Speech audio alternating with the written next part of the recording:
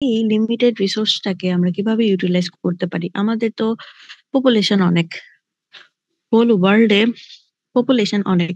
So এই এতগুলো পপুলেশনের এতগুলো মানুষের আসলে যে আম চাওয়া পাওয়া আছে আমরা যদি বলি, সেই চাওয়া পাওয়াগুলো আমরা কিভাবে তাহলে ফুলফিল করব?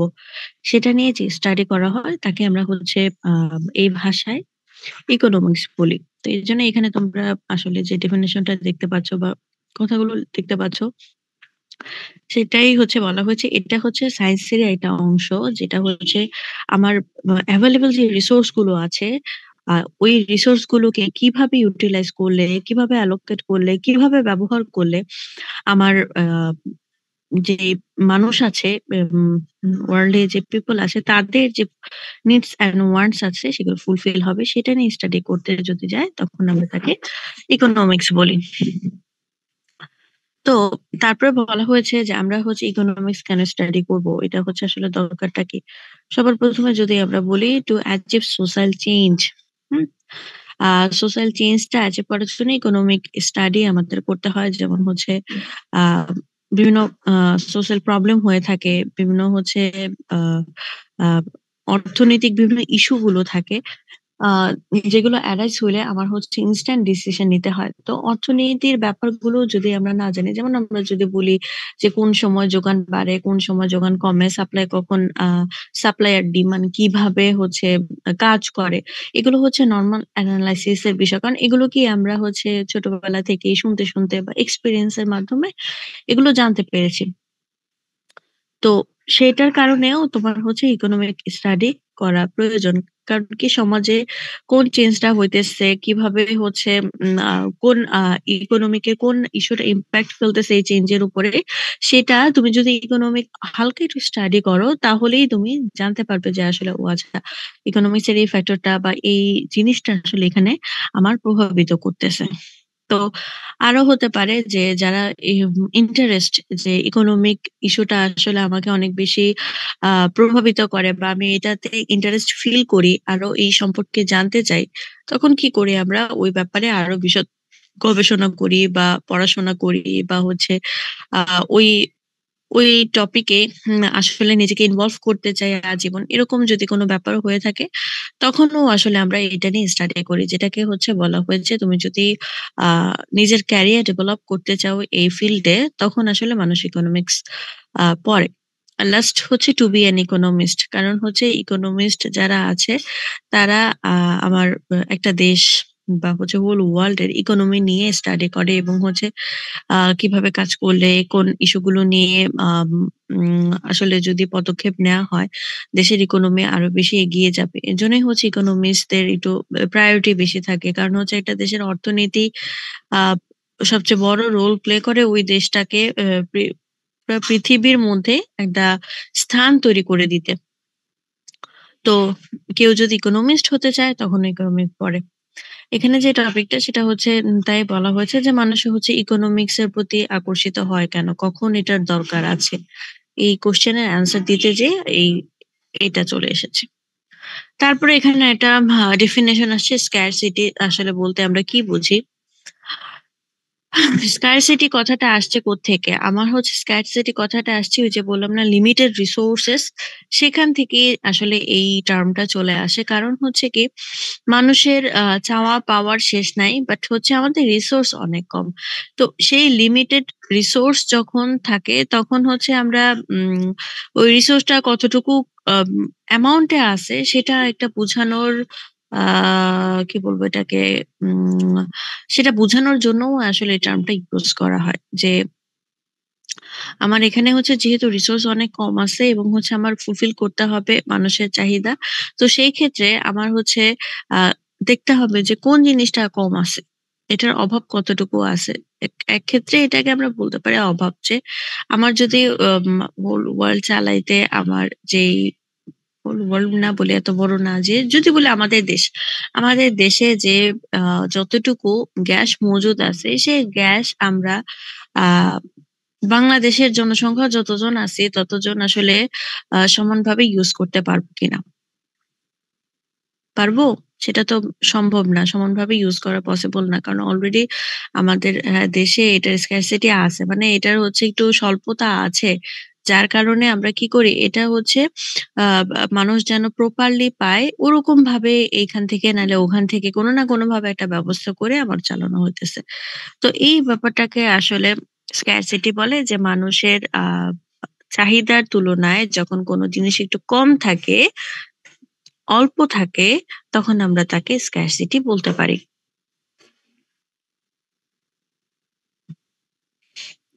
এখানে হচ্ছে ডেফিনিশনটা দেওয়া হয়েছে, scarcity is the condition in which our wants are greater than our limited resources. যেটা বলেছিলাম যে আমার রিসোর্সটা তো লিমিটেড, যে গ্যাসের যেই অ্যামাউন্টটা আমাদের দেশে মজুদ আছে সেটা তো আসলে সীমিত। সেইটা যদি উত্তোলন করে ফেলে একেবারে, তাহলে আমার হোল আম বাংলাদেশের জনসংখ্যাকে এম কয়েক বছর সাপ্লাই দেয়া সম্ভব। দেন কি হবে? আমাদের ভবিষ্যৎ প্রজন্মের কি হবে? সেটা তো অনিশ্চিত। তো এজন্যই বলা যে আমাদের যে ওয়ান্টস গুলো আছে সেটা হচ্ছে লিমিটেড হবে। আমাদের আ উম সরি, আমাদের ওয়ান্টস গুলো অনেক বেশি, বাট আমাদের রিসোর্স তো কম। তো এই যে একটা তুলনা, আমাদের ওয়ান্ট বেশি, আমাদের চাওয়া পাওয়া বেশি, আর ওইদিকে হচ্ছে রিসোর্সটা কম। ২ টার যদি আমরা ডিফারেন্স দেখি, তখন হচ্ছে কি হাই একটা ডিফারেন্স দেখা যায়। সেই ডিফারেন্সটাকে আমরা স্ক্যারসিটি বলতেছি, যে এখানে কিছু ঘাটতি আছে। ওকে? যেমন হচ্ছে এখানে একটু কুইজের মতোই দেওয়া হয়েছিল যে সি ওয়াটার যদি বলি আমরা, তোমাদের কাছে কি মনে হয় এটা কি স্কার্সি মধ্যে পড়বে কি পড়বে না? এটা কি আমাদের চাওয়া পাওয়ার চেয়ে অনেক কম নাকি অনেক বেশি, কি কিরকম অবস্থায় আছে সেটা যদি অ্যানালাইসিস করতে চাও, তখন হচ্ছে দেখা যাবে কি সি ওয়াটার আমাদের জন্য কি হবে, কি মনে হয়? সি ওয়াটার হচ্ছে অগণিত। এটা হচ্ছে তুমি নিয়ে শেষ করতে পারবা না। পারবা? মানে তোমার চাহিদার চেয়ে তোমার পানির পরিমাণ অনেক বেশি। তো এজন্য আমরা বলি যে সি ওয়াটার হচ্ছে স্কারসিটির মধ্যে পড়ছে না। তো এখানে কিছু একটু কোশ্চেন দেয়া হয়েছিল যে তুমি কি মনে করো is it fixed in supply? তো যেটা বললাম যে এটা কিন্তু অতুলনীয়, মানে হচ্ছে অগণিত। এটার কোনো কাউন্টিং করা যাবে না। এটা হচ্ছে যেহেতু গড গিফটেড, এই জিনিসটা একদম আলো, যেটা আমরা বলি আলো, বাতাস, পানি, মানে সমুদ্রের পানি, এগুলো কিন্তু আমার উম সাপ্লাই এর শেষ নাই। বাট আমি যদি বলি পিওর ওয়াটার, তখন কি হবে? স্ক্যারসিটির মধ্যে পড়বে কি পড়বে না? পিওর ওয়াটার, যেটা আমরা হচ্ছে গভীর একদম গভীর থেকে বের করে নিয়ে আসি। গভীর মাটির যে পানিটা থাকে সেটা কিন্তু আবার স্ক্যারসিটির মধ্যে পড়বে। সেটা আবার সব এলাকায় পাওয়া যায় না, সব জায়গায় পাওয়া যায় না। আমরা যদি দেখি হোল ওয়ার্ল্ড এর ক্ষেত্রে, এই ওয়ার্ল্ড এ সব জায়গায় কিন্তু পানির একদম সমান সুব্যবস্থা নেই। যেগুলো মরু অঞ্চল, ওইসব দেশে পানির অনেক ঘাটতি। ওইসব জায়গায় কি এইগুলো স্ক্যারসিটি। বাট আমাদের দেশেও যদি বলি, অবশ্যই স্ক্যারসিটি আছে। কারণ হচ্ছে বিশুদ্ধ পানির অভাব তো সব জায়গায় আছে। তুমি পানি পাবা, আশেপাশে সব জায়গায় পানি পাবা, বাট ওগুলো তুমি খেতে পারবা না। ওইটা তোমার স্বাস্থ্যের জন্য উপকার হবে না। তো এইজন্যই বলা যে স্ক্যারসিটি যদি হয়, সেটা হবে কি আমাদের যে চাহিদা আছে, চাহিদার তুলনায় কম হইতে হবে, হ্যাঁ? রিসোর্সটা আমাদের চাহিদার তুলনায় যখন ঘাটতি কমতে থাকবে, তখন আমরা সেই পরিস্থিতি পরিস্থিতিটাকে স্ক্যারসিটি বলবো। তারপরে বলা হয়েছে যদি শর্টেজ থাকে। এখানে শর্টেজ এর কি হইতে পারে, যে আমার উম কোন একটা জিনিস হয়তো লোকজন অনেক বেশি চাইতেছে। আসে না মাঝে, মাঝে বাজারে একটা প্রোডাক্ট যখন চলে আসে তখন অনেক ডিমান্ড হয়ে যায়। সবাই একেবারে একসাথে কিনতে চায়। ওকে। কিনতে গেল, লাস্ট ক্লাসে যেটা পড়িয়েছিলাম আমরা হচ্ছে লাইফ সাইকেল পড়িয়েছিলাম না? ওই যে ম্যাচুরিটি স্টেট এ যখন থাকে, তখন কি হয়? সবাই কিনতেছে, সবাই কিনতেছে। বাট এরপরে যখন ডিক্লাইন করে, তখন কি হয়? মানুষের চাহিদাও কমে যায়, প্রোডাক্ট এর ইয়েও কমে যায়, সাপ্লাই ও কমে যায়। বাট এই শর্টেজ স্টেজ এ যখন আসে, তখন হয় কি? আ ওই ম্যাচুরিটি পার হওয়ার পরে অনেক সময় দেখা যায় কিছু প্রোডাক্ট এর চাহিদা কোনো সময়ই কমে না। অলওয়েজ পিকে থাকে। তো সেক্ষেত্রে কি হয়? যে চাহিদা আছে ঠিকই, বাট আ যারা ব্যবসায়ী আছে তারা হচ্ছে ইচ্ছাকৃত হোক বা অনিচ্ছাকৃত হোক অনেক সময় সাপ্লাই কমিয়ে দেয়। বা হচ্ছে অনেক কারণে সাপ্লাই কমে যেতে পারে। তো সেই পরিস্থিতি যখন তৈরি হয়, তখন আমরা তাকে হচ্ছে শর্টেজ বলি। যে মাঝে, মাঝে হয় কি? যে দেখো এখানে যে কথাটা বলছে, "If prices go up, it may become profitable for somebody to provide the good or service and that will eliminate the shortage." হুম? মাঝে, মাঝে হয় কি যে শর্টেজ তো তৈরি হয়ে গেল। এখন হচ্ছে কি করতে হবে যে এখন বাজারে যেহেতু আমাদের এটার চাহিদা চলে আসে, তখন মানুষজন আরো কিছু সাপ্লায়ার থাকে তারা ওই জিনিসটা তাড়াতাড়ি নিয়ে আসে যে যেহেতু এটার ডিমান্ড আছে আমরা এটা ফুলফিল করার চেষ্টা করি। তখন হয় কি তুমি যদি একটা কম্পিটিটিভ প্রাইস এ ওই প্রোডাক্টটা বাজারে সাপ্লাই দাও, তখন তুমি ভালোই প্রফিট করতে পারবা। কারণ অন্যান্য তো যে সাপ্লায়ার তোমার সাথে ছিল সে ওই প্রোডাক্টটা এখন আনতে পারতেছে না যেকোনো কারণেই হোক। তার কাছে হয়তো শর্টেজ ছিল। বাট তুমি কি করছো মানে যেভাবেই হোক ব্যবস্থা করে বাজারে নিয়ে আসছো, এনে ওইটা বিক্রি করার জন্য দিয়ে দিছো, তখন হচ্ছে তোমারই লাভ কিন্তু, হ্যাঁ? তো এই পরিস্থিতিটাকে আমরা হচ্ছে বলি শর্টেজ। যখন হচ্ছে আমার চাহিদা আছে, ডিমান্ড আছে, বাট আমি ডিমান্ড অনুযায়ী ওদের যেই কি বলে উম সাপ্লাইটা দেয়ার কথা, আমরা যখন সাপ্লাইটা আসলে প্রোভাইড করতে পারি না, তখন ওই পরিস্থিতিটাকে আমরা শর্টেজ বলি। হুম? তারপরে হচ্ছে রিসোর্সেস এর কথা বলা হয়েছে। রিসোর্সেস নিয়ে আমরা একদম সবার ১ম এ বলেছিলাম এটা কি প্রাকৃতিক হইতে পারে, অনেক ধরনের হইতে পারে। আসলে রিসোর্স জিনিসটা হচ্ছে কি ডেফিনিশন আমরা যেহেতু দেখতেছি, এখানে বলা হয়েছে যে এমন একটা জিনিস হবে যেটা আমাদের হিউম্যান যে ওয়ান্টস আছে সেটা স্যাটিসফাই করবে এবং রিসোর্স এর একটা শর্ত আছে, সেটা লিমিটেড হইতে হবে। যদি লিমিটেড না হয়, আনলিমিটেড হয়, তখন ওইটা আসলে ও ওরকম হইতে পারে নাকি আর। তো এজন্যই বলা আমাদের রিসোর্স যেটা থাকবে সেটা হচ্ছে সাপ্লাই এর ক্ষেত্রে হোক বা হচ্ছে অ্যাভেলেবিলিটির ক্ষেত্রে হোক, যে ক্ষেত্রেই হোক না কেন আমাদের একটা সীমিত পরিমাণে থাকবে। যার কারণে আমরা কি করব, ওই সীমিত সম্পদের সর্বোচ্চ ব্যবহার কিভাবে নিশ্চিত করা যায়, কিভাবে মানুষের নিডস অ্যান্ড ওয়ান্টস পূরণ করা যায় সেটা নিয়ে এনালাইসিস করে আমরা দেখব। হুম? এটা ছিল আমাদের রিসোর্স এর কাজ। তো এই টাইপস যদি বলি, রিসোর্সেস টাইপস কি হইতে পারে? ন্যাচারাল রিসোর্সেস বলছে, যেটা বলতেছিলাম যে প্রাকৃতিক ভাবে যেটা আমাদের গড গিফটেড জিনিসগুলো থাকে সেগুলো ন্যাচারাল রিসোর্সেস। হ্যাঁ, যেমন হচ্ছে কি আলো, বাতাস, পানি। তারপরে হচ্ছে প্রাকৃতিক যে সম্পদগুলো আছে আমরা মাটির তল থেকে উত্তোলন করি, সেইগুলো সব হচ্ছে আমাদের ন্যাচারাল রিসোর্সেস। খনিজ পদার্থ, তেল, তারপরে কি আরো বিভিন্ন ইয়ে আছে না, কি বলে এটাকে, আরো উম উম গ্যাস, পানি, এগুলো হচ্ছে আমরা বলতে পারি এগুলো আমাদের ন্যাচারাল রিসোর্সেস, যেগুলো আমাদের সম্পূর্ণ প্রকৃতি থেকে আসে, যেটার মধ্যে মানুষের কোনো হাত নাই। আর মানুষের হাত থাকবে যেটাতে, সেটাতে আমরা বলবো ম্যান-মেড রিসোর্সেস, যেটা হচ্ছে মানুষ নিজেরা তৈরি করবে। যেমন কি আমাদের এই যে দৈনন্দিন জীবনে ব্যবহৃত যে হোম অ্যাপ্লায়েন্স গুলো আছে, এগুলোকে আমরা বলতে পারি ম্যান-মেড রিসোর্সেস। যেমন হচ্ছে বিভিন্ন আমরা মেশিনারিজ ব্যবহার করি, বিভিন্ন ইলেকট্রনিক্স জিনিস ব্যবহার করি, বা হচ্ছে গৃহস্থালী বিভিন্ন জিনিসপত্র ব্যবহার করি, যেটাই হোক না কেন আমাদের দৈনন্দিন জীবনে চলাফেরার জন্য যে জিনিসগুলো লাগে, ওগুলো যখন মানুষ তৈরি করে তখন তাকে আমরা বলছি ম্যান মেড রিসোর্সেস।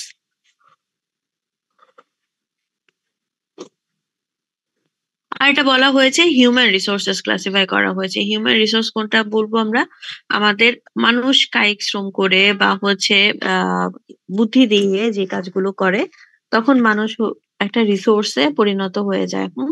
তাই তাকে হিউম্যান রিসোর্স বলে। যে কোনো অর্গানাইজেশনের জন্য যদি বলা হয় রিসোর্স কি কি, হিউম্যান রিসোর্স তার মধ্যে একটা রিসোর্স, যে ওখানে জনসম্পদ যেটা আছে সেটা অনেক বড় একটা রিসোর্স হিসেবে কাজ করে।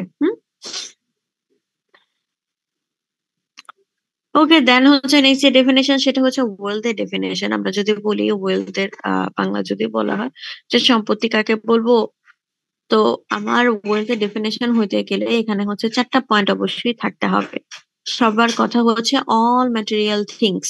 কি বলছে? সকল ম্যাটেরিয়াল থিং, যে কোনো ম্যাটেরিয়াল থিং হইতে পারে, should be produced by labour. অবশ্যই তোমার কায়িক শ্রম করে তৈরি করতে হবে। ওকে?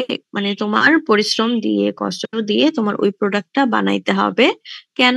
For the satisfaction of human desire and having exchange value. হুম?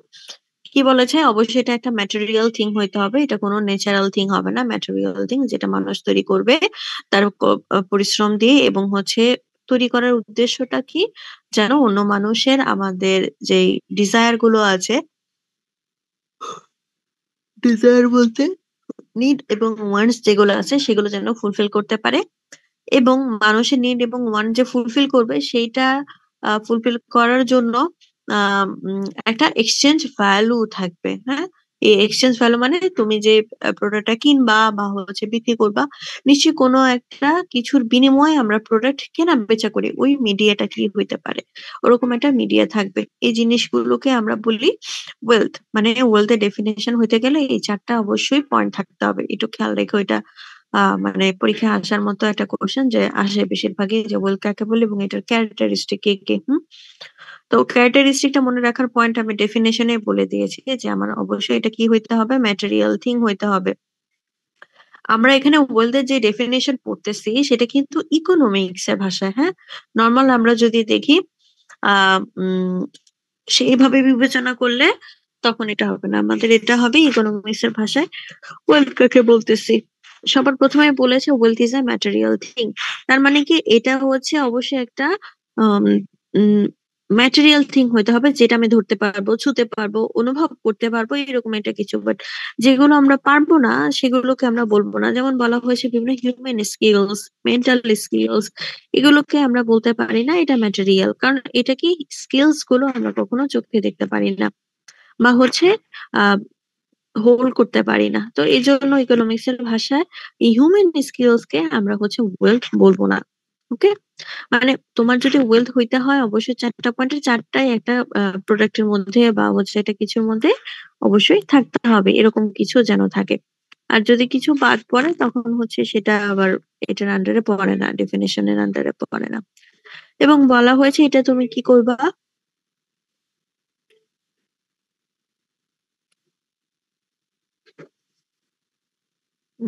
তুমি লেভার দিয়ে এটা তৈরি করবা, তাই না? যে ম্যাটেরিয়াল থিং হবে, ওকে, তুমি দেখতে পারতেছো, ছুঁতে পারতেছো, বাট এটা তুমি নিজে বানাতে পারতেছো না। তাহলে তাকে আমরা বলতে পারি না এটা যে ওয়েলথ। যেমন বলা হয়েছে এখানে যে আমরা জমির কথা যদি বলি, জমিটাকে আসলে ম্যাটেরিয়াল থিং আমরা বলতে পারি, বাট এটা কিন্তু জমিটা আমরা নিজেরা তৈরি করি না, আমাদের সেই ক্ষমতা নাই যে একটা জমি নিজের বানানোর। মানে এটা প্রাকৃতিক ভাবেই একটা সিস্টেমেটিক ওয়েতে অটোমেটিক তৈরি করে, জাস্ট আমরা কি করি, এটার মালিকানা চেঞ্জ করি। তো এই জন্য ইকোনমিক্স এর ভাষায়, হ্যাঁ, আমি এই জন্য প্রথমে বলে নিয়েছি যে আমরা যেটাকে আমার বাস্তবিক ক্ষেত্রে ওয়েলথ বলি, ও বাট ইকোনমিক্স এর ভাষায় সেটা ওয়েলথ না। হ্যাঁ, কারণ হচ্ছে কি ওনাদের গবেষণার ফল হচ্ছে এরকম যে এরকম এই জিনিসগুলো যদি থাকে তখন আমরা তাকে ওয়েলথ বলতে পারি। ওকে, লেবার দ্বারা প্রডিউস না, তাই ল্যান্ডকে আমরা বলতে পারি না। তারপরে বলা হয়েছে capable of satisfying human desire, যে যে জিনিসটা আমার হচ্ছে হিউম্যান ডিজায়ার কি ফুলফিল করতে সক্ষম হবে, আহ সেই জিনিসগুলো যেন অবশ্যই তৈরি করা হয় সেটাকে বলবো। আর লাস্টলি হচ্ছে কি থাকতে হবে, এক্সচেঞ্জ ভ্যালু থাকতে হবে। আমরা এক্সচেঞ্জ ভ্যালু বলতে বোঝাই যে একটার সাথে আরেকটা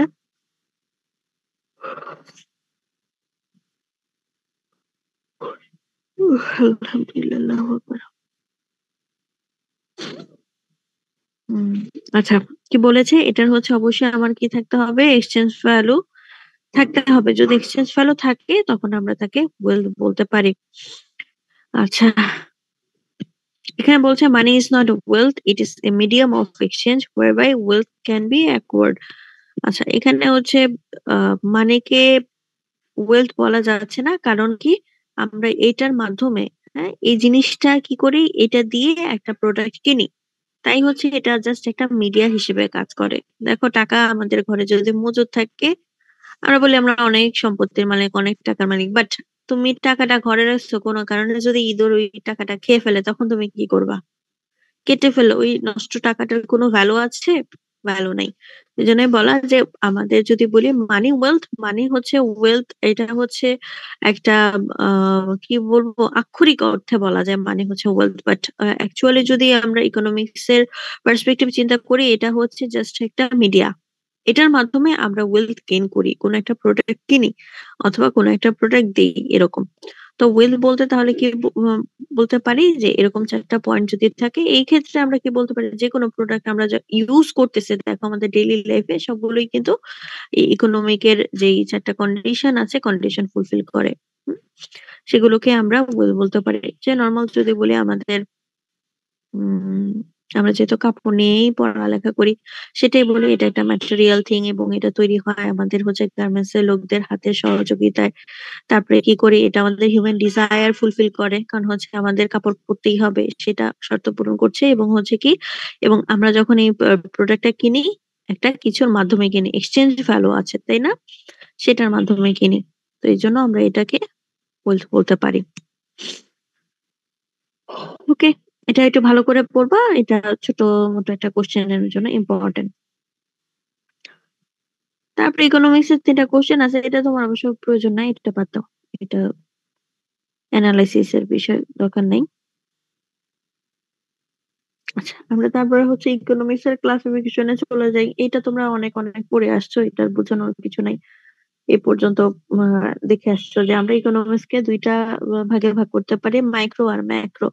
মাইক্রো কাকে বলি, মাইক্রো হচ্ছে স্মল, ছোট জিনিস নিয়ে যখন অ্যানালাইসিস করি, যেহেতু আমরা বলেছি ইকোনমিক্স, তো ছোট ইকোনমিক নিয়ে আমরা যখন অ্যানালাইসিস করবো, মানে ছোট পরিসরে যখন কোনো অর্থনৈতিক বিষয় নিয়ে আলোচনা করা হবে বা গবেষণা করা হবে, সেই জিনিসটাকে আমরা বলি মাইক্রো ইকোনমিক্স। যেমন হচ্ছে এমন যদি চিন্তা করো, একটা বিল্ডিং, যে কোনো অর্গানাইজেশনের একটা বিল্ডিং, এবং এই বিল্ডিংটার মধ্যে 10টা ডিপার্টমেন্ট আছে। 10টা ডিপার্টমেন্টের নিজ নিজ ডিপার্টমেন্টে যেই অর্থনৈতিক আলোচনা হবে, অ্যানালাইসিস হবে, সেটা হচ্ছে মাইক্রো ইকোনমিক্স। আমরা যে বলি 10টা ডিপার্টমেন্ট আছে, 10টা ডিপার্টমেন্টের মধ্যে আমি যে কোনো একটা স্পেসিফিক ডিপার্টমেন্ট নিলাম, 1 নাম্বার ডিপার্টমেন্ট। এই 1 নাম্বার ডিপার্টমেন্টের ভিতরে যে অর্থনৈতিক পর্যালোচনাগুলো হবে, লেনদেন হবে, এটা শুধু ওই ডিপার্টমেন্টের মধ্যে সীমাবদ্ধ থাকবে। ওইটা নিয়ে যখন অ্যানালাইসিস করব, আমরা তখন তাকে মাইক্রো বলবো। আর যদি এরকম হয়, ওই বিল্ডিংটার টোটাল ইকোনমি নিয়ে আমি হচ্ছে অ্যানালাইসিস করতে চাই, তো ওই বিল্ডিং এর টোটাল ইকোনমি কোনটা কি রিফ্লেক্ট করে, 10টা ডিপার্টমেন্ট কি রিফ্লেক্ট করে, 10টা ডিপার্টমেন্টের ইকোনমিক কন্ডিশন কি, আমরা সেটা যখন অ্যানালাইসিস করব, তখন আমরা তাকে বলবো ম্যাক্রো ইকোনমিক্স। ওকে, ওইটা হচ্ছে বিশদ আকারে। সেম একই ভাবে আমরা যদি আমাদের ওয়ার্ল্ড এর ক্ষেত্রে বিবেচনা করি, কি হবে, বাংলাদেশের ইকোনমিক্স নিয়ে আমরা যখন গবেষণা করব, তখন ওইটা হয়ে যাবে মাইক্রো ইকোনমিক্স। আর হোল ওয়ার্ল্ড এর মানে বা পৃথিবীতে যতগুলো দেশ আছে, সেগুলো নিয়ে যদি আলোচনা করি, তখন ওইটা হয়ে যাবে আমার ম্যাক্রো ইকোনমিক্স। ওকে, এটা হচ্ছে ইজি ওয়ে মনে রাখার।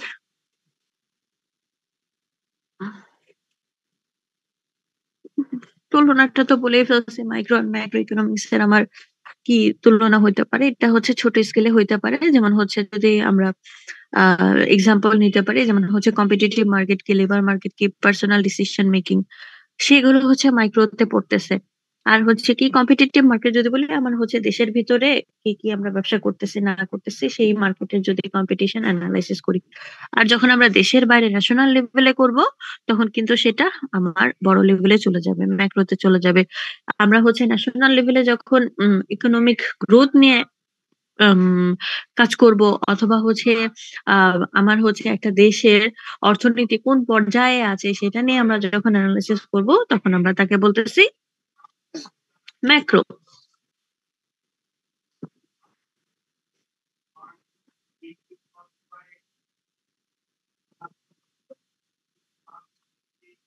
আচ্ছা, কি হলো এটা?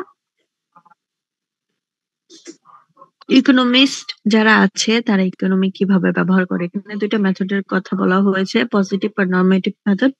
মানে এগুলো হচ্ছে সাইন্টিফিক মেথড, হ্যাঁ, যেগুলো দিয়ে আমরা কি করি, ইকোনমিক্স অ্যানালাইসিস করি। যেমন হচ্ছে আমরা তোমাদের তো লাস্ট ক্লাসে, না তোমাদের না, আচ্ছা যেটাই হোক, এমন যদি হয় যে আমরা যখন স্ট্যাটিক্যাল বিভিন্ন এনালাইসিস করি যে এমন যদি এনালাইসিস করি বাংলাদেশে বেকারত্বের হার কত? বেকারত্বের হার কত সেটা বের করতে গেলে আমরা জাস্ট একটা অ্যাসাম্পশন করে নেই এরকম কিন্তু না। আমরা কি করি সেটার জন্য স্টাডি করি, তারপর হচ্ছে সার্ভে করি। সার্ভে করে সার্ভের রেজাল্টটা কি সেইটা নিয়ে এনালাইসিস করি। এনালাইসিস করে আমরা হচ্ছে একটা সুন্দর করে ওইটার রেজাল্টটা পাবলিশ করি। তো আসলে এগুলো এনালাইসিস এর কাজগুলো করতে গেলে আমার কি করতে হয়? বিশদ স্টাডি করতে হয়। তো বিভিন্ন মেথডে আমরা করতে পারি। এই যে স্টাডি মেথডটা বিভিন্ন ধরনের হইতে পারে। স্ট্যাটিক্যাল মেথড অনেক ধরনেরই হতে পারে। যেকোনো মেথডে যদি করি তখন আমরা তাকে এভাবে বলতে পারি।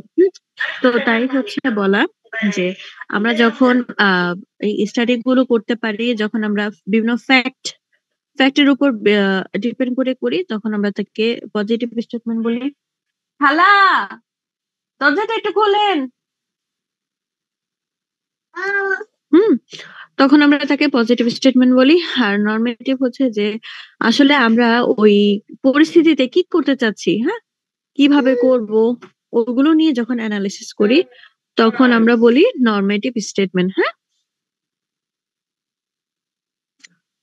ওকে। তারপরে হচ্ছে মার্জিনাল অ্যানালাইসিস, এটাকে বলি। মার্জিনাল হচ্ছে যখন আমরা কোনো ব্যাপারে একটা ইউনিট নিয়ে গবেষণা করব, মানে এই যে ইকোনমিক্যাল অ্যানালাইসিস যখন আমরা করতে চাই। ঘুম থেকে উঠলো মাত্র কি আর। যাই হোক, টেবিলে নাস্তা দেওয়া আছে, আপনি একটু নাস্তা করে নেন। আহ,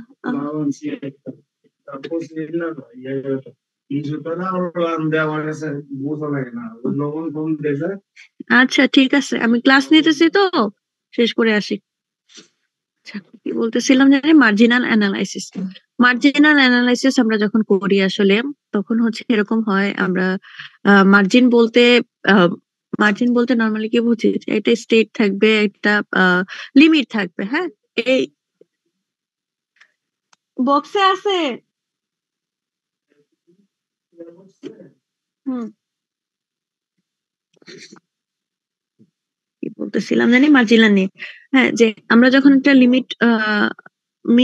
লিমিট পর্যন্ত যখন থাকি তখন আমরা তাকে মার্জিন বলি। তো এখন ওই মার্জিনটা নিয়ে যখন আমরা বিভিন্ন গবেষণা করি, যেমন এরকম হইতে পারে এখানে একটা প্রতি ইউনিট একটা প্রোডাক্টের যখন দাম নিয়ে আমরা ইয়ে করি।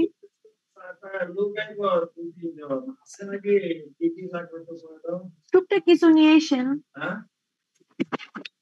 টুকটাক কিছু নিয়ে এসেন, কখন আসবে? চা একটু, চা আছে, দুধও আছে, বিস্কিটও তো আছে। হ্যাঁ, আছে তো, আছে, ফল টলও আছে ঘরে। আছে আছে।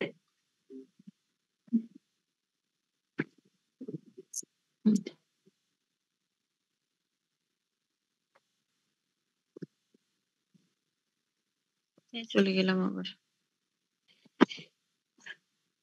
ওকে, তারপর আপু আমি ক্লাস নিতেছি।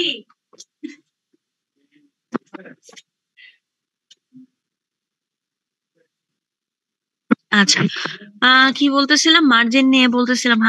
যে প্রতি ইউনিটের আমরা যখন হিসাব করব তখন আমরা মার্জিনাল কস্ট বলি। যদি কস্ট নিয়ে হিসাব করি, আমরা যখন অ্যানালাইসিস করি প্রতি ইউনিটে কি পরিমাণ চেঞ্জ হইতেছে তখন আমরা তাকে মার্জিনাল অ্যানালাইসিস বলি। যেমন এখানে বলা হয়েছে একটা মুভি নিয়ে বা হচ্ছে একটা বুক নিয়ে বলা হয়েছে, আমি যদি এরকম বলি একটা খাবার নিয়ে আমরা যদি একটু কথাবার্তা বলি, যে তোমাকে যদি একটা ফল, প্রথমে তোমার পছন্দের একটা ফল, যেমন হচ্ছে আমরা ধরি গ্রীষ্মকালে হচ্ছে আমটা আসে, এটা কিন্তু মোটামুটি সবারই পছন্দের একটা জিনিস। হ্যাঁ, তো ওরকম যদি তোমাকে একটা খেতে দেওয়া হয়, তুমি হচ্ছে অনেক মজা নিয়ে খাবা। প্রথমে যদি একটা আম খেতে দিই তোমার তখন কি মনে চাবে, ইস একটা কেন দিলা, আমি তো আরেকটা খেতে পারবো। ওকে, সেকেন্ডটা খেলা, তখন মনে হলো আচ্ছা আমার পেটটা এখনো ভরেনি বা মনও ভরে নাই, আমি আরেকটা খেতে পারি। ওকে, খেলা, তিনটা পর্যন্ত খেলা, তারপরে কি হবে? আবার যদি খাইতে দেয় তখন কিন্তু প্রথমটা খাওয়ার সময় তোমার যে আকর্ষণ বা হচ্ছে তোমার যে ইচ্ছা ছিল তুমি কিন্তু আর ওইটা ফিল করবে না। হ্যাঁ, আমার পছন্দটা আমি খাচ্ছি, বাট ওটা রেটিং যদি দিতে বলা হয় যে কেমন পছন্দ হয়েছে, তখন কিন্তু একটু মনে হবে আর একটু কম হলে ভালো। 5 নাম্বার আপ যখন তোমাকে খেতে দেওয়া হবে তখন কি হয়ে যাবে, আর একটু কম ইচ্ছা করবে। এরকম হয় কি আমাদের যদি বলি যে প্রতি যখন বাড়তে থাকে এই জিনিসগুলোর ইন্টারেস্ট বলে বা বেনিফিট যেটাই বলি সেটা হচ্ছে কমতে থাকে। তো এজন্যই হচ্ছে বলা যে মার্জিনাল যখন আমরা বলি যে প্রথমে আমরা মনে করি এটার হচ্ছে বেনিফিট ওরকম হবে, যেমন এখানে একটা বইয়ের কথা বলা হয়েছে যে তোমাকে যদি এটা বই পড়তে দেওয়া হয়, ফার্স্ট টাইম যে বইটা তুমি পড়লা ওইটা হচ্ছে পড়ে তোমার কাছে মনে হলো এটা ওর্থ, মানে আমি 10 টাকা স্পেন্ড করছি বাট এটা আসলে 100 টাকা, 10 টাকাকে 100 টাকার সমান, এটা ওর্থ। বাট এই সেম বইটা তোমাকে যখন সেকেন্ড টাইম পড়তে দেওয়া হবে, কারণ আমি তো কাহিনী অলরেডি জানি, তখন কিন্তু আমার কাছে অত ইন্টারেস্টিং ফিল হবে না। থার্ড টাইম পড়তে দেওয়া হলে আরো ইন্টারেস্টিং কম ফিল হবে। তো এই জিনিসগুলোকে আমরা হচ্ছে বলি যে কিভাবে এই জিনিসটা কাজ করে, এটাকে হচ্ছে এই জন্য মার্জিন বলা হয়। হুম। আচ্ছা, একই কথা যেটা আমি মাত্র বললাম। মার্জিন মানেই হচ্ছে অ্যাডিশনাল, প্রতি ইউনিটে আমরা হচ্ছে কিভাবে কাজ করতে পারি সেটাকে হচ্ছে অ্যাডিশনাল বলি, যে প্রত্যেকটা আমার এই যে ইউনিট বাড়তেছে, হ্যাঁ, এই যে প্রথমে একটা আম খেলাম, সেকেন্ড টাইম একটা আম খেলাম, সেইটার ক্ষেত্রে আমার কস্টিং যদি বলি বা হচ্ছে ওইটার বেনিফিট, মেইনলি হচ্ছে বেনিফিট যদি বলি, এডিশনাল একটা অ্যাড হইতেছে আমার, ওইটার সাথে কিভাবে বেনিফিট কমছে বা বাড়তেছে সেটা যখন আমরা অ্যানালাইসিস করি তখন আমরা তাকে মার্জিনাল অ্যানালাইসিস বলি। যেমন এটা বলা হয়েছে মার্জিনাল মানেই বলতে বোঝে এক্সট্রা, এডিশনাল। আমি যদি একটা কিছু যে কোনো কিছুই যদি আমরা অ্যাড করি তখন ওইটা কিভাবে কাজ করে। আচ্ছা, এখানে আবার আরেকটা টার্ম আছে, অপরচুনিটি কস্ট। অপরচুনিটি কস্ট, হ্যাঁ, এই টার্মটার কথা তোমরা অনেকেই শুনে আসছো বা হচ্ছে পড়ে আসছো। কি অ্যাজাম্পশন, এটা দরকার নাই। একটু বলি কি অ্যাজাম্পশন হচ্ছে, আমরা যখন ইকোনমিক্স নিয়ে স্টাডি করি বা হচ্ছে ইকোনমিকটা তো পুরো হচ্ছে এটা থিওরিটিক্যাল পড়ালেখা, এটা কিন্তু আমাদের বাস্তবিক লাইফের সাথে যে টোটালি আহ ইনক্লাইন করবে ওরকম না। এইখানে বিভিন্ন বিজ্ঞানীরা তাদের হচ্ছে মতবাদ দিয়েছে, তো সেই ক্ষেত্রে যখন অ্যানালাইসিস করতে যায় তো কিছু জিনিস আমাদের অ্যাজাম্পশন করে নেওয়া হয়, ধরে নেওয়া হয় যে আমাদের যেহেতু সোসাইটিতে ওয়ান্টস গুলো আনলিমিটেড, তাহলে সেখানে কি হবে, স্কারসিটি থাকবেই, সকল রিসোর্সের একটা স্কারসিটি থাকবেই, তাই না? তো এইটা একটা অ্যাজাম্পশন ধরে নেওয়া হয়েছে, স্কারসিটির কারণেই আমাদের কি করতে হয়, চয়েস মেক করতে হয়। যে আমার স্কারসিটি যদি বলি, আমরা যখন বাসায়ও থাকি, যে আমার কাছে যদি খেতে দেওয়া হয় সকালে, যদি তোমার মা জিজ্ঞেস করে তুমি নাস্তে ডিম খাবা নাকি হচ্ছে আলু ভাজি খাবা, কোনটা খাবা, তোমাকে একটা চয়েস করতে দেওয়া হয়, এরকম হইতে পারে। সেই জিনিসটাকে আমরা বলি কি ট্রেড অফ, যদি হচ্ছে সেই চয়েসের যদি কোনো কস্টিং থাকে। এখানে তো বাসার মধ্যে খাওয়া দাওয়া এটা তো ওরকম কস্টিং থাকে না, বাট আমরা যখন রেস্টুরেন্টে খেতে বসি তখন সেই কস্টিংটা থাকে, এটাকে আমরা ট্রেড অফ বলতে পারি।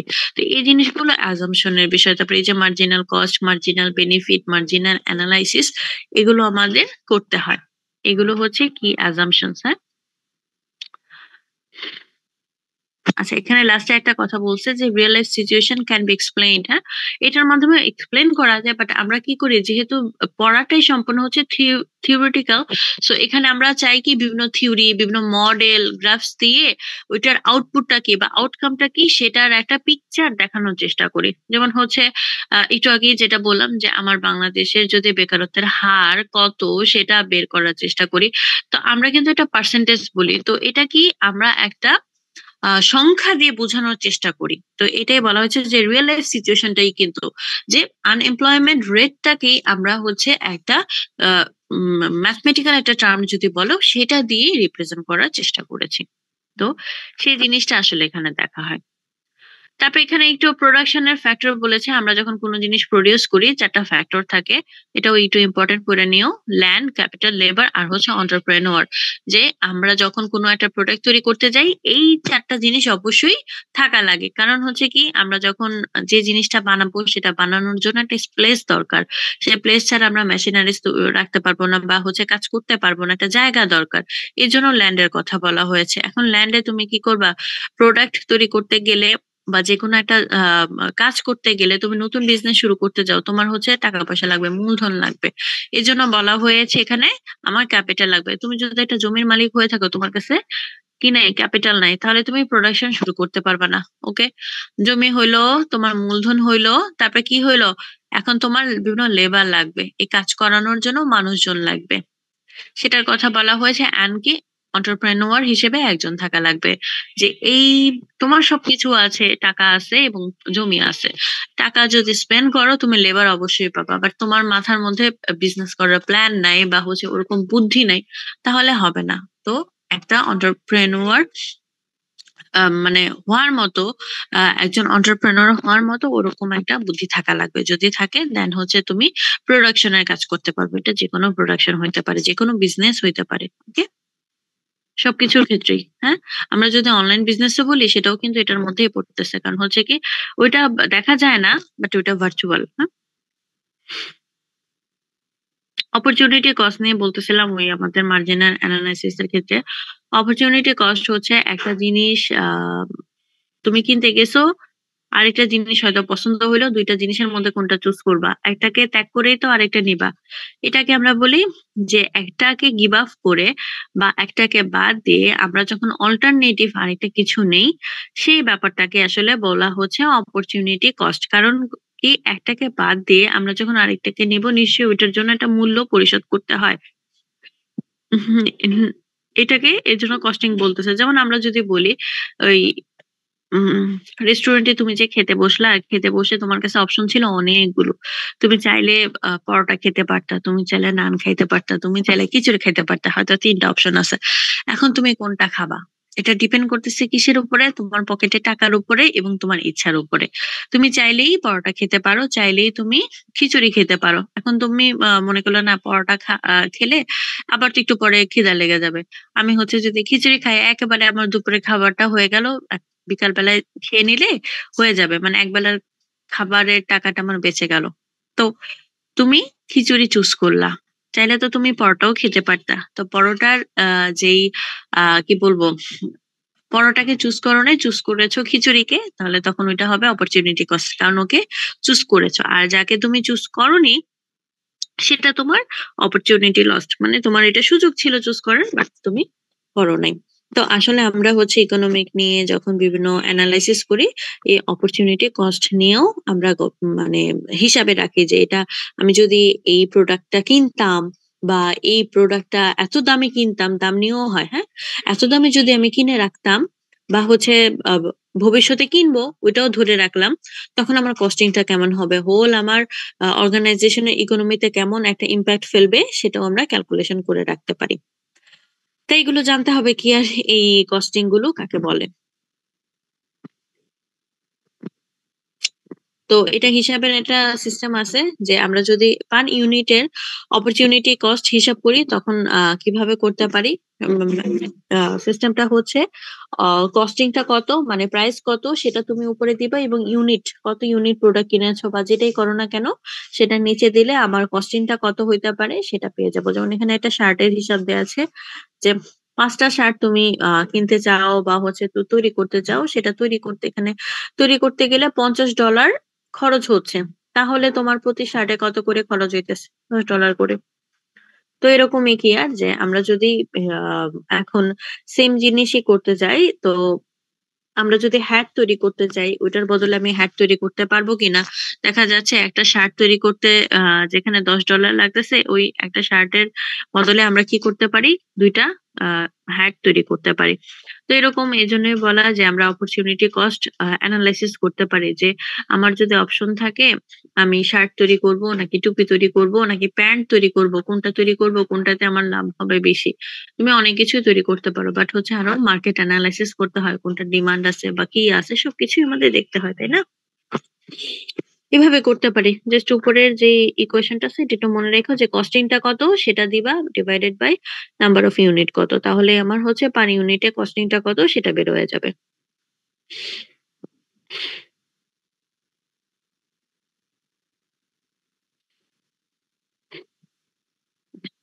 মেকিং ইকোনমিক ডিসিশন, আসলে এই কথাটা আমরা অপরচুনিটি কস্ট যখন ডেফিনিশনটা ব্যাখ্যা করতেছিলাম বা মার্জিনাল কস্ট ডেফিনিশনটা ব্যাখ্যা করতেছিলাম, তখনই মোটামুটি বলে ফেলছি যে আমরা কি করি যে আমাদের হাতে অপশন থাকে অনেকগুলো, সেগুলোকে চুজ না করে যখন আরেকটাকে চুজ করব বা ওইটার ইমপ্যাক্ট কি সেটা এনালাইসিস করব, তখন আমরা ডিসিশন নিতে পারি ইকোনমিক্যাল। যেমন এখানে যে এক্সাম্পলটা দেওয়া হয়েছে, অপরচুনিটি কস্ট বেনিফিট এবং যে অপশনটার মধ্যে দেখি আমরা যে তুমি যদি পড়াশোনা করো, ভালো করে পড়াশোনা করো, দেখা গেছে যে তাহলে ভালো রেজাল্ট করবা। বাট যদি পড়াশোনার পিছনে একটা সেকেন্ড টাইমও মানে স্পেন্ড না করো, তাহলে কিন্তু ভালো রেজাল্ট করবা না। এখানে একটা অ্যানালাইসিস এর বিষয় দেওয়া হচ্ছে। আমরা যদি একটা ধরি, যেমন 2 আওয়ার স্টাডি করেছো, 1 ঘন্টা ঘুমাইছো, তুমি ওইটার রেজাল্টটা এরকম হইতে পারে। 3 আওয়ার ভালোভাবেই পড়াশোনা করেছো, তো তুমি ভালো রেজাল্ট করেছো। তো তোমার হাতে কিন্তু অপশন ছিল, হয়তো 3 ঘন্টা পড়াশোনা করবো, নয়তো 3 ঘন্টা ঘুমাবো, তাই না? তুমি কোনটা চুজ করেছো তার উপর ডিপেন্ড করে তোমার রেজাল্টটা চলে আসবে।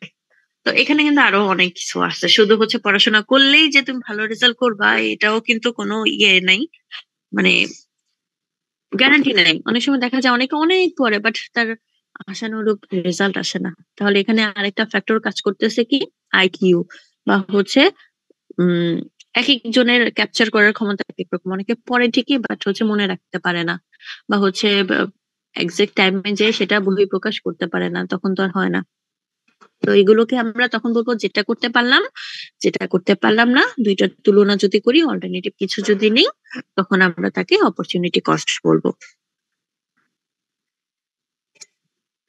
ওকে, তাহলে এগুলোই ছিল তোমাদের এই একদম, বলতে গেলে প্রাইমারি যদি বলি, একদম খুবই প্রাইমারি লেভেলের ইকোনমিক্যাল যে টার্ম গুলো আছে, সে টার্ম গুলো আমরা ব্যাখ্যা করতে পারি এটার মাধ্যমে। তো আজকে আমরা যেটা পড়লাম সেটা নিয়ে কারো কোনো কোশ্চেন আছে? তোমরা যে ইকোনমিক্স পড়তেছো এইগুলোর চেয়ে আরো আরো অনেক ডিটেলে পড়েছো। এখানে কিন্তু ওরকম না, এটা জাস্ট যেহেতু একটু বলা ছিল বেসিক্স, তাই বেসিক্স নিয়ে তোমরা তো আরো সাপ্লাই নিয়ে আরো ডিটেল পড়েছো, ডিমান্ডের ডিটেল পড়েছো, কিভাবে কাজ করে, ইলাস্টিসিটি নিয়ে পড়েছিলাম মনে হয়, আরো অনেক কিছুই পড়ছো। তো ওগুলো দরকার নাই, আমাদের নর্মালটাই প্রয়োজন, ওইটাই পড়েছে কি আর। তো বুঝতে পেরেছি এতটুকু? কোনো প্রবলেম আছে? কারো কোনো কোশ্চেন আছে এটা নিয়ে?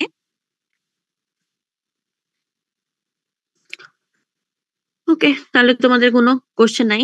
আর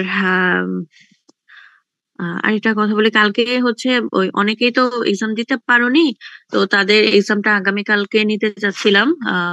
তোমাদের সিআর দের কাছে, প্রতি ডিপার্টমেন্টের সিআর দের কাছে আমি বলে দিয়েছি, আবারও বলতেছি, আগামীকালকে লাঞ্চ আওয়ারে 1:10-এ, হ্যাঁ, 7 তলায় চলে আসবা সবাই। একটু একসাথে হয়ে এসো, মানে যার যার ডিপার্টমেন্টের যারা যারা আসো, যেহেতু অনেকগুলো ডিপার্টমেন্ট একসাথে, তোমরা 5টা ডিপার্টমেন্টের স্টুডেন্ট আছো, একসাথে হয়েই তোমরা চলে আসো 7 তলায়, 7,000 মেবি 6 নাম্বার রুমে। হ্যাঁ, এটা তো এখনো বলতে পারতেছি না, কারণ ফাঁকা থাকে কি না তার উপর ডিপেন্ড করে। যে কোনো একটা ছোট রুম হলেও হবে, তোমরা তো আর এত বেশি হবে না আশা করি। যে কোনো একটা রুমে পরীক্ষা নিয়ে নিব, 20 মিনিট একটু সময় হাতে নিয়ে চলে এসো। আর আমাকে ফোন দিও যদি আহ, গণহারে সবাই ফোন দিও না, ওই প্রতি ডিপার্টমেন্ট থেকে সবাই একসাথে হয়ে একজন করে ফোন দিলেও চলবে, বা সিআর কে বইলো, সিআর একটু কষ্ট করে আমার সাথে কন্টাক্ট করো, তাহলেও হবে। এটা আমি আপাতত বলে দিচ্ছি যে তোমরা 1:10-এর আগেই চলে আসবা। আর ইনশাল্লাহ তখন সবাইকে বসিয়ে আমি পরীক্ষা নিয়ে নিবো। আর সিলেবাস একই তোমাদের যা ছিল। আহ কি ছিল তোমাদের, কি পরীক্ষা নিয়েছিলাম ভুলেও তো গেছি, 1 নাম্বার চ্যাপ্টার। হ্যাঁ, লিগাল এনভায়রনমেন্ট, ওইটার উপরেই পরীক্ষা, যা পড়েছো তাই ওইটার